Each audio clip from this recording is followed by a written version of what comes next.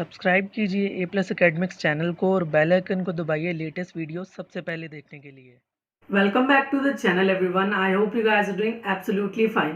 सो दोस्तों, आज की वीडियो में हम अपने मैक्रो इकोनॉमिक्स की सीरीज को कंटिन्यू कर रहे हैं। आज की वीडियो में हम मनी और सेंट्रल बैंक से रिलेटेड इश्यूज को समझेंगे और किस तरीके से सेंट्रल बैंक जो है वर्क करते हैं उसको हम जानेंगे। सो ये वीडियो जो है हमारी पहले की वीडियोस की तरह ही बहुत ही एजुकेटिव और रिसोर्सफुल होने वाली है आपके एग्जाम्स को लेकर। सो इसे एंड तक जरूर देखिएगा। चैनल पर नए हैं तो चैनल को सब्सक्राइब करके बेल आइकन को प्रेस जरूर कर लीजिएगा, क्योंकि ऐसी नई नई और इंटरेस्टिंग वीडियोस आपको हमेशा ही हमारे चैनल पर देखने को मिलती रहती हैं। सो आज की वीडियो को हम शुरू करते हैं बिना किसी देरी के।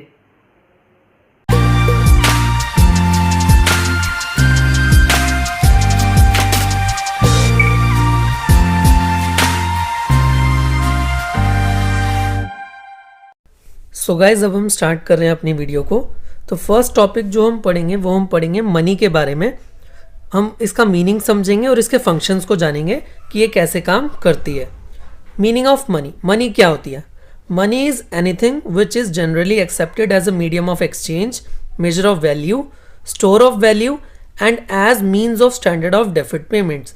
मनी जो है किसी भी ऐसी चीज़ को कहेंगे हम जिसको हम एक्सचेंज के रूप में मान्य करते हैं, मेजर ऑफ वैल्यू होती है उसकी, और उसको हम स्टोर करके भी रख सकते हैं और as a standard of deferred payment भी उसका यूज़ करते हैं। अब ये जो भी चीज़ें हमने पढ़ी हैं ना दोस्तों, medium of exchange, measure of value, store of value and standard of deferred payments, इन सब के मीनिंग हम जो है अभी इस वीडियो में आगे देखेंगे। अब हम देखते हैं फंक्शंस ऑफ मनी। मनी के फंक्शंस क्या हैं? मनी के फंक्शंस को दो कैटेगरी में डिवाइड किया गया है, primary and secondary. Primary function क्या होते हैं, जो बेसिक फंक्शन भी जिन्हें हम कहते हैं। फर्स्ट है medium of exchange. It can be used in making payments for all transaction of goods and services. Money का यूज क्या है? पेमेंट करने के लिए, सभी ट्रांजैक्शन के लिए किया जाता है जिनमें हम गुड्स एंड सर्विसेज को खरीदते हैं। नेक्स्ट इज मेजर या यूनिट ऑफ वैल्यू। मेजर करने के लिए या एक वैल्यू की यूनिट को दिखाने के लिए भी इसका यूज किया जाता है। It helps in measuring the value of goods and services. Money जो है हमारी हेल्प करती है किसी भी गुड और सर्विसेज की वैल्यू जानने के लिए।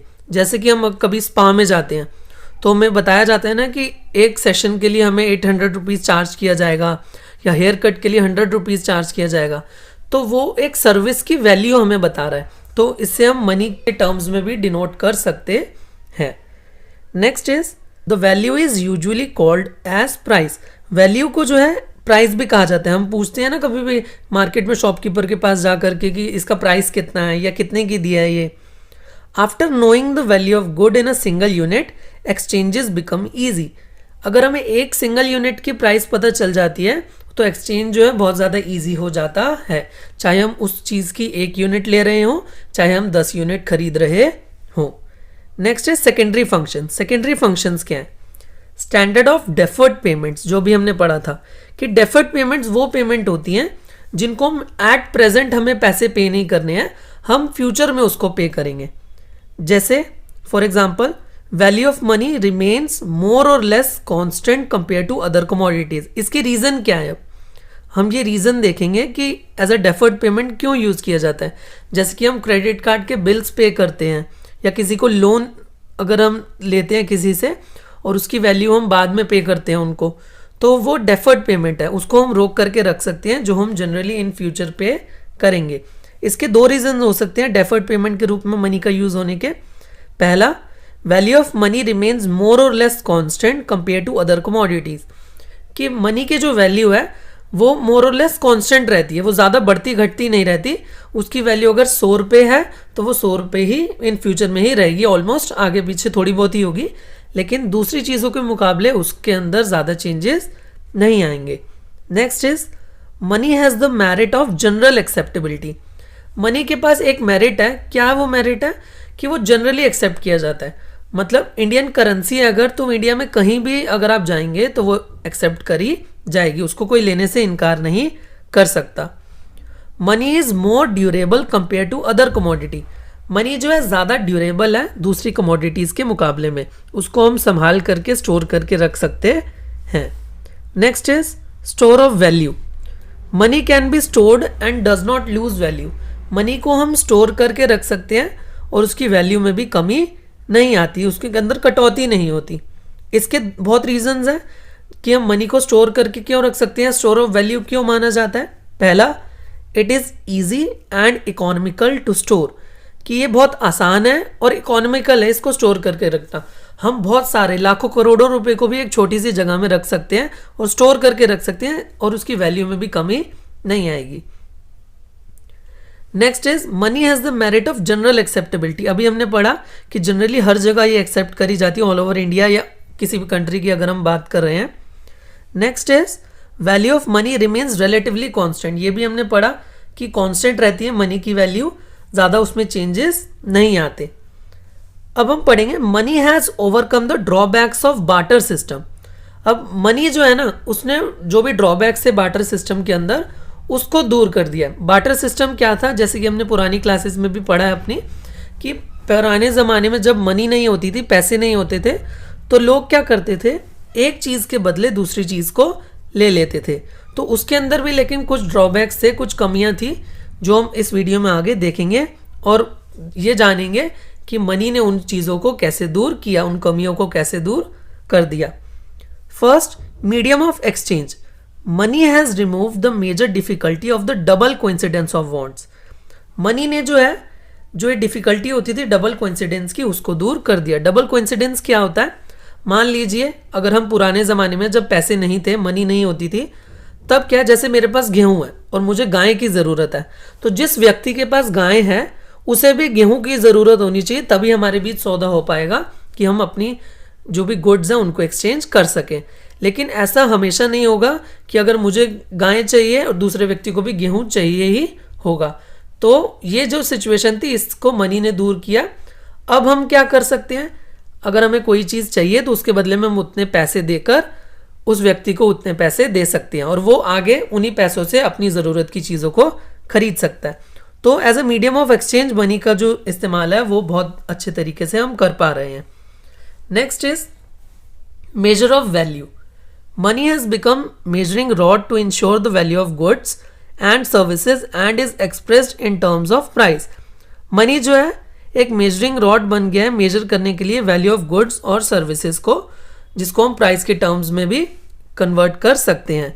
जैसे पहले नहीं हो सकता था कि कितने किलो गेहूं के बदले, कितने क्विंटल गेहूं के बदले हम गाय खरीदे, वो तो सौदा तय हो जाता था लोगों के बीच में। लेकिन मनी के अंदर हम ऐसा नहीं है, हमें फिक्स प्राइस हम कर सकते हैं। Next is store of value, जो भी हमने पढ़ा कि कन्वीनियंटली हम स्टोर करके रख सकते हैं।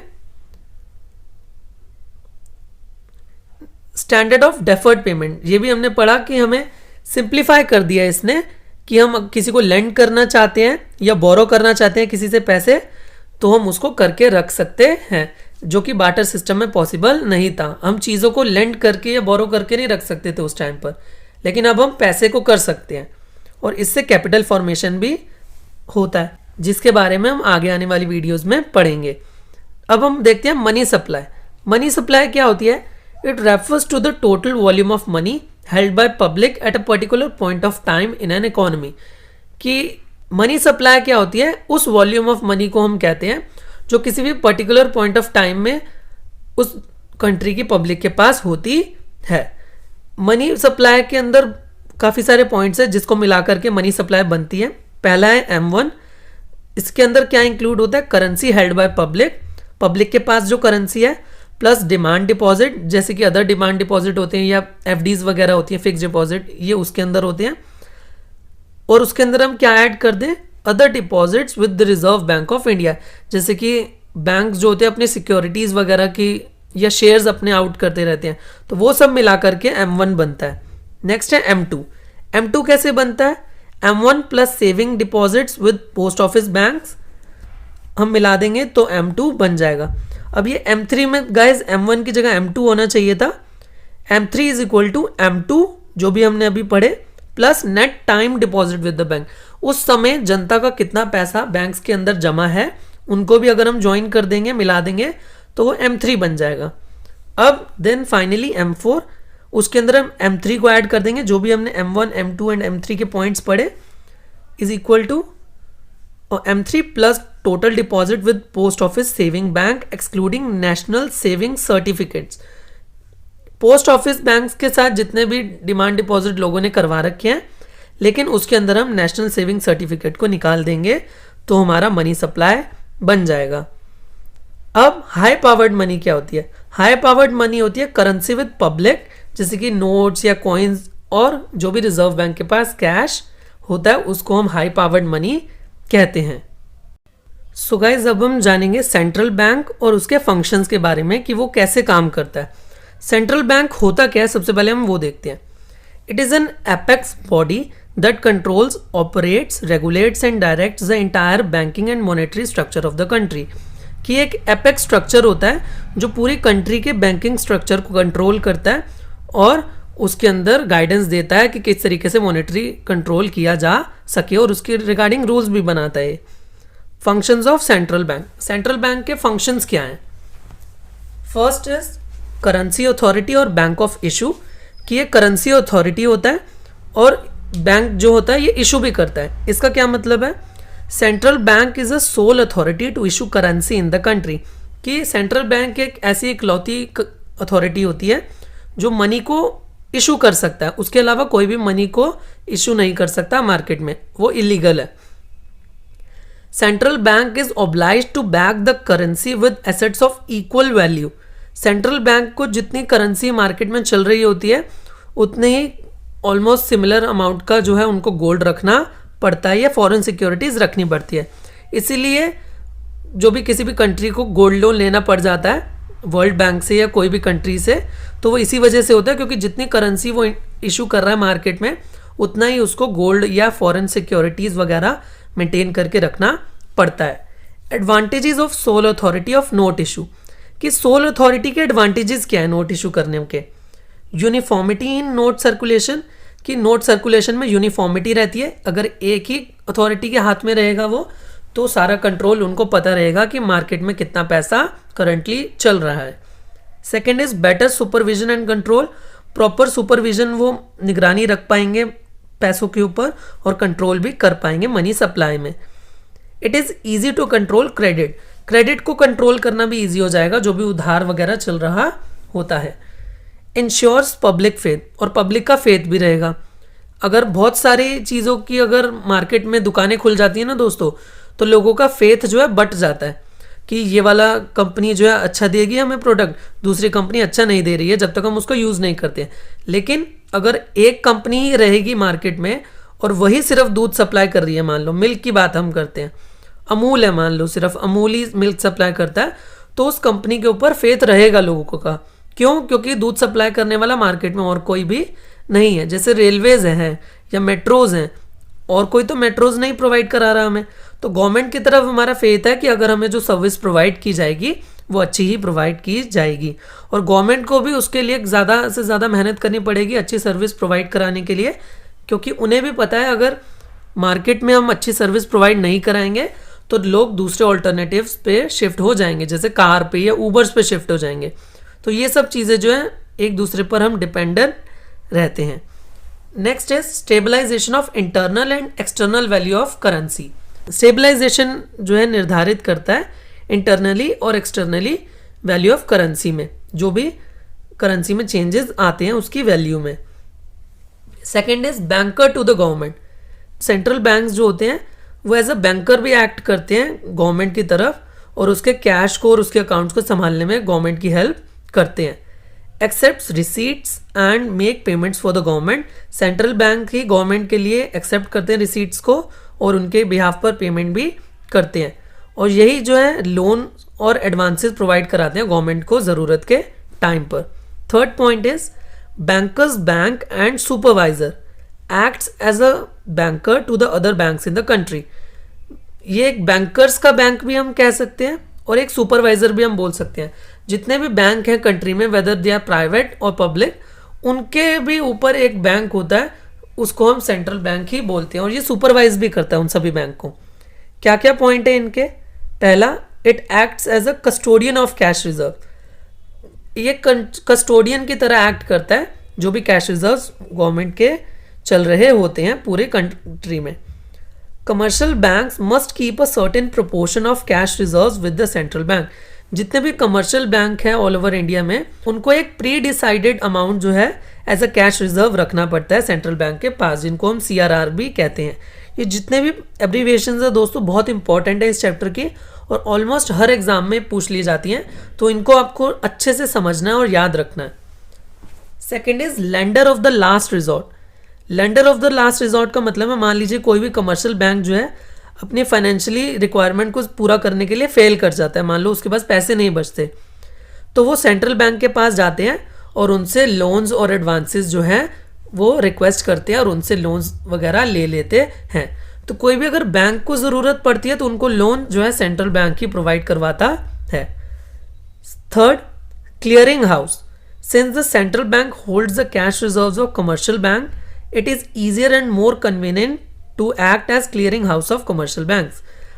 क्या कि सेंट्रल बैंक के पास सारा एक कैश रिजर्व होता है, जो भी सेंट्रल बैंक ने निर्धारित किया होता है कि बैंक्स को हमारे पास जमा करवाना है, तो वो एक क्लियरिंग हाउस की तरह भी काम आता है, क्योंकि सेंट्रल बैंक्स के पास सारे बैंक्स का कैश रिजर्व होता है।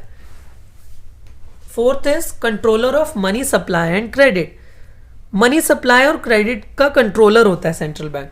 सेंट्रल बैंक या हमारे इंडिया के केस में हम RBI की बात करें, जो कि सेंट्रल बैंक है, वो बहुत ही इंपॉर्टेंट रोल निभाता है during the times of economic fluctuation. It influence the money supply through quantitative and qualitative instrument. ये जो है इन्फ्लुएंस करता है मनी सप्लाई को। जो भी मेजर या इंस्ट्रूमेंट्स हम देखेंगे आगे आने वाले पॉइंट्स में, वो उनको कदमों को उठाता है और मनी सप्लाई को कंट्रोल करता है। Former refers to the volume of credit and the latter refers to regulate the direction of credit. Quantitative measure क्या है? वॉल्यूम ऑफ क्रेडिट को कंट्रोल करना, और जो क्वालिटेटिव इंस्ट्रूमेंट होते हैं वो है डायरेक्शन ऑफ क्रेडिट, कि किस डायरेक्शन में क्रेडिट फ्लो करेगा, उसको कंट्रोल करना। Fifth point, custodian of foreign exchange reserve. ये फॉरेन एक्सचेंज रिजर्व के लिए भी एक कस्टोडियन के रूप में काम करता है, जो कि एक बहुत इंपॉर्टेंट फीचर है सेंट्रल बैंक का।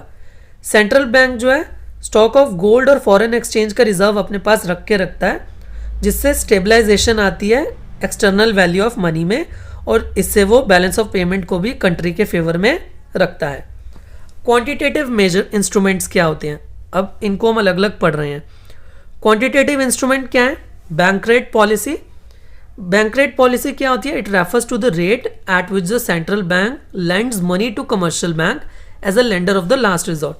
बैंक रेट पॉलिसी वो पॉलिसी है, वो रेट है जिस पर जो सेंट्रल बैंक है वो कमर्शियल बैंक्स को लोन देता है। मतलब जैसे हम लोन खरीदने जाते हैं, लोन के लिए जाते हैं, तो हमें एक सर्टेन रेट देना होता है ना एज एन इंटरेस्ट उस बैंक को जिससे हम लोन लेते हैं। तो ऐसे ही सेंट्रल बैंक्स को भी एक रेट पर वो इशू करता है, जो भी बैंक लोन लेता है उसको उस रेट पर इंटरेस्ट देना पड़ता है। Central bank increases the bank rate during inflation. Central bank जो है इन्फ्लेशन के टाइम पर बैंक रेट को बढ़ा देते हैं और रिड्यूस कर देते हैं at the time of deflation. Open market operation. Open market operation नाम से ही पता चल रहा है दोस्तों, जो मार्केट में ओपनली किए जाते हैं, जैसे buying and selling of securities by central bank to the public and commercial bank, कि जो भी सिक्योरिटीज चल रही होती हैं कंट्री की, उसको वो क्या करता है? खरीद लेता है। जब भी इन्फ्लेशन हो रहा होता है तो वो क्या करता है? खरीद लेता है, और डिफ्लेशन के टाइम पर सिक्योरिटीज को सेल कर देता है ताकि मार्केट में ज़्यादा पैसा आ सके, मंदी हट जाए। Third is legal reserve ratio. बहुत ही इंपॉर्टेंट पॉइंट है। RBI can influence the credit creation power of commercial banks by changing in CRR and CLR। Legal reserve ratio क्या? RBI जो होता है वो इन्फ्लुएंस करता है क्रेडिट क्रिएशन पावर को कमर्शियल बैंक्स की। क्रेडिट क्रिएशन क्या होता है? जिसके अंदर बैंक जो है मनी को क्रिएट करते हैं कमर्शियल बैंक्स। इस प्रोसेस को हम आगे एक डिफरेंट वीडियो में प्रॉपर एक अच्छे मेथड से समझेंगे। किन चीज़ों में कन्वर्ट चेंजेस ला करके वो इन्फ्लुएंस करता है? CRR एंड SLR में। CRR क्या होता है? Cash reserve ratio. It refers to the minimum percentage of net demand and time liabilities to be kept by commercial bank with central bank. ये एक फिक्स्ड रेशो होती है, मिनिमम डिपॉजिट होता है जो सेंट्रल बैंक के पास कमर्शियल बैंक्स को रखना ही पड़ता है। नेक्स्ट है reserve bank increases CRR during inflation. CRR को वो बढ़ा देता है रिजर्व बैंक जब भी इन्फ्लेशन होता है, और डिक्रीज कर देता है जब भी डिफ्लेशन होता है। अब SLR के बारे में पढ़ते हैं, जिसका फुल फॉर्म है statutory liquidity ratio. It refers to minimum percentage of net demand and time liabilities which commercial banks required to maintain with themselves. ये एक मिनिमम परसेंटेज का अमाउंट है जो भी कमर्शियल बैंक्स को अपने पास मेंटेन करके रखना पड़ता है। मान लीजिए कि जितना भी लोगों ने पैसा जमा करवा रखा है बैंक्स में, अब वो सारा पैसा तो अपने पास रख के रखेंगे नहीं कमर्शियल बैंक्स जो हैं। मान लीजिए अगर किसी बैंक में कोई भी एक ब्रांच है, उसके अंदर 10 या 12 करोड़ रुपए लोगों ने जमा करवा रखे हैं अपने, तो वो ऐसा नहीं है कि 10-12 करोड़ रुपए बैंक अपने पास रखेगा ही। अब सारे लोग तो एक ही बारी में पैसा विड्रॉ करवाने आ नहीं जाएंगे। तो SLR जो है एक ऐसा अमाउंट, ऐसी परसेंटेज जो है वो सेंट्रल बैंक डिसाइड करता है, जिसको सारे बैंक्स को मानना पड़ता है, और एक पर्टिकुलर टाइम पर उतना पैसा बैंक में रखना ही पड़ता है उन्हें। मान लीजिए कि कोई कस्टमर आता है तो वो उनसे पैसे मांगता है अगर अपने डिपॉजिट, क्योंकि वो अमाउंट तो उसी का ही है, तो बैंक ऐसा नहीं कह सकता कि हमारे पास उस समय पैसे नहीं है, क्योंकि वो सर्टेन डिपॉजिट एक जो सेंट्रल बैंक ने बनाया हुआ है वो उनके पास हमेशा से ही रहता है उस परसेंटेज का। SLR को इंक्रीज कर दिया जाता है इन्फ्लेशन के टाइम पर और डिक्रीज कर दिया जाता है डिफ्लेशन के टाइम पर। क्वालिटेटिव इंस्ट्रूमेंट्स क्या है? Margin requirement, it is the difference between the amount of loan and market value of security offered by the borrower against the loan. ये क्या है? डिफरेंस है किनके बीच का, जितना लोन प्रोवाइड किया गया है, और मार्केट वैल्यू क्या है सिक्योरिटी की जो भी बोरोवर ऑफर कर रहा है लोन्स के against. Margin requirements are increase during inflation. Margin requirements को इंक्रीज कर दिया जाता है इन्फ्लेशन के टाइम पर और डिक्रीज कर दिया जाता है डिफ्लेशन के टाइम पर। Second is moral suasion. Moral suasion बहुत ही इंपॉर्टेंट पॉइंट है। वो क्या होता है? It is a combination of persuasion and pressure that central banks applies on other banks in order to get them act in a manner in line with its possibility। Moral suasion क्या होता है? ये एक ऐसा pressure होता है, और या एक तरीके से हम कह सकते हैं कि वो दबाव डालते हैं सेंट्रल बैंक्स जो है अपने कमर्शियल बैंक या अदर बैंक्स पर, ताकि वो उन पॉलिसी और गाइडलाइंस के अंदर ही रहें जो भी RBI ने या सेंट्रल बैंक ने प्रोवाइड करवा रखे हैं, जो बैंक्स को फॉलो करना होता है। सो गाइज, आज की वीडियो में फिलहाल बस इतना ही। अगर वीडियो अच्छी लगी हो तो इसको लाइक एंड शेयर ज़रूर करिएगा, और कमेंट बॉक्स में कमेंट करके ज़रूर बताइएगा कि आपको वीडियो कैसी लगी। बुरी लगी हो तो वो भी हमें बताइएगा ताकि हम और इम्प्रूवमेंट कर सकें। मुझे ज़रूर फॉलो करिएगा इंस्टाग्राम पर @KAR17MA के नाम से, और A+ अकेडमिक्स के ऑफिशियल इंस्टाग्राम पेज को भी आप फॉलो कर सकते हैं @A+ अकेडमिक्स 19 के नाम से, जहाँ पर आपको आने वाली वीडियोज़ के लेटेस्ट अपडेट्स मिलते रहते हैं। सो अगली बार तक के लिए बाय बाय, टेक केयर, नमस्कार, जय हिंद।